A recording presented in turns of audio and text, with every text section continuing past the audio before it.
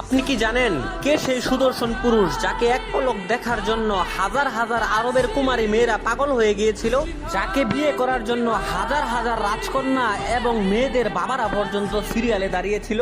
হ্যাঁ, তিনি আর কেউ নন, তিনি হচ্ছেন আমাদের প্রিয় নবী হযরত মুহাম্মদ সাল্লাল্লাহু আলাইহি ওয়াসাল্লামের পিতা হযরত আব্দুল্লাহ রাদিয়াল্লাহু তাআলা আনহু।